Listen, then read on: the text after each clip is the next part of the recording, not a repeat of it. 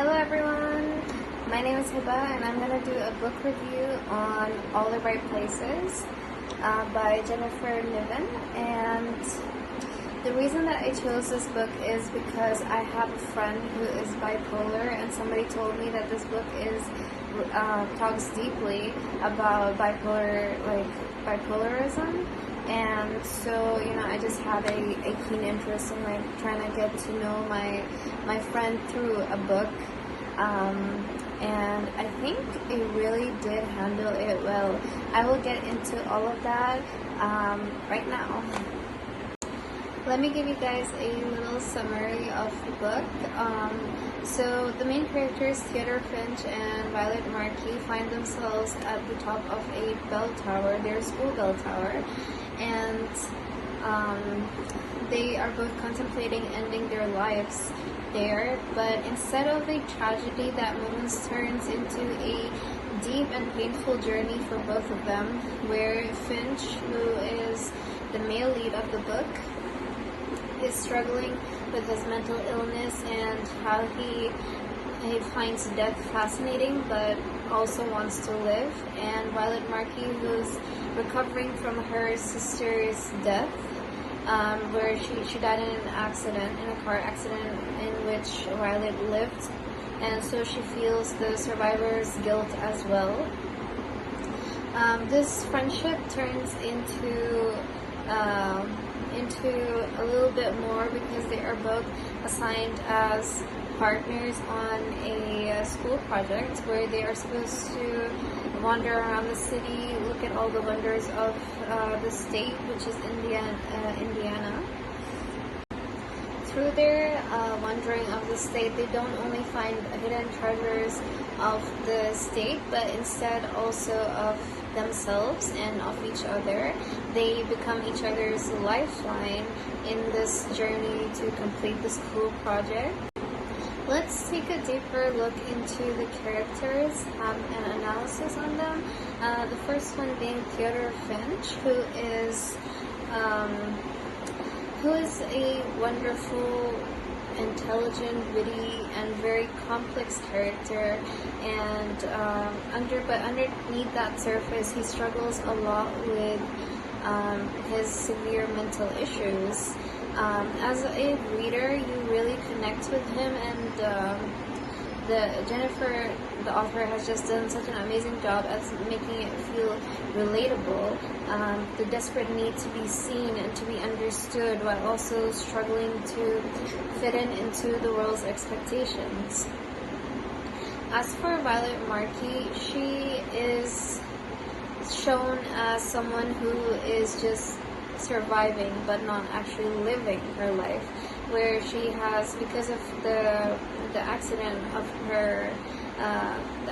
where her sister died and she survived, she obviously has some survivor's guilt, but also she just distances herself from anything that makes her happy, anything that gives her life, which is just anything that she loves, which can be her family, her friends, and even all the passions that she used to have, all the things that she used to love, such as creative writing, playing instruments, and it's just not the same without her sister to her, because these are the things that they used to do together. Jennifer again does such a good job with showing how much Violet is struggling with moving on, but also holding on to that grief because she can't let it completely go. I mean, just the loss of someone so close to you, you just do not ever completely heal from such things. Both the characters are written with so much depth to them, that they just feel so real to you. Their conversations, their dreams, their hopes, their struggles, all of it just feels relatable. It feels real. You find yourself rooting for these characters from the beginning of the book, which is something that a lot of authors may not be able to capture the way that Jennifer did. Moving on to the themes that the book discusses, I think one of the most important or most powerful things about this book is that it doesn't glamorize suicide or depression, but it rather showcases it so well in such a true manner where I think a lot of books cannot, or a lot of authors cannot talk about mental health issues in such a way with so much depth and understanding of the mental issue that is being talked about. Another important thing that the book shows is that people don't always show that they're struggling. They can be very happy, on the surface level. They can be very excited about things. They can be really good at hiding these struggles that they are struggling with internally. So it just shows how mental illness can be such an invisible thing, and how it is so important for people to reach out to people who may even seem happy. Grief is another theme that is discussed very deeply in this book through Violet's perspective and how she lost her sister. It shows that the healing process of it is not a linear thing. Like, you don't just wake up every day and it just gets better over time. It really shows that like there are highs and there's lows in the healing journey, and that you truly just you'll have them in your heart, but you can't, it will never be just something that's gone forever. And it shows that this healing process, like, it is helped a lot by, your support systems, like your family and friends, but it is very important to seek professional help as well. Another theme that stood out to me a lot was just the thought about being remembered, like wanting to die but in a way that will leave a mark, and you'll turn into some legend that people will talk about even years and years after your death. The feeling of not just wanting to be a footnote in someone's life, being an important being. And this is seen through Finch's POV because of how much he has been led to feel worthless by like people around him, like including his dad and some of his school classmates who would, like, he was known for being Theodore Freak, like that was his nickname. So yeah, just wanting to feel remembered, and it's a very painful thing to read about in the book because it is very relatable as well. All the Bright Places made me think about how important it is to check in on people even when they seem completely fine, and how important it is to just lend someone an ear, just listen.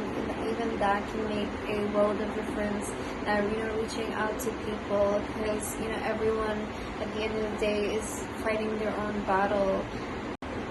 The book can also be a very hard read at times because it really shows realities, like painful realities, difficult realities, but that is what makes the book so powerful, and it's a good reminder that everyone is fighting their own battles, and that we should reach out to these people, and we should reach out to everyone, check in on everyone constantly.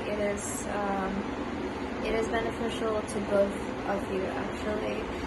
The book, on the cover of the book, it says the story of a girl who learns to live from a boy who wants to die.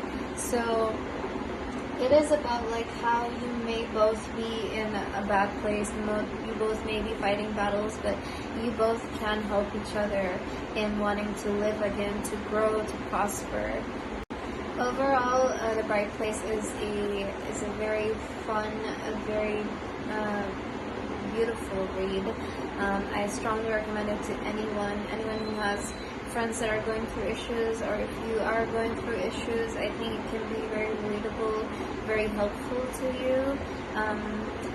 Also, if you are going to read it, and I really hope that you do, just be ready to have a box of tissues with you because it can get very, very emotional. Thank you. That is all for my review. I hope you guys enjoyed it, and I hope it has been helpful.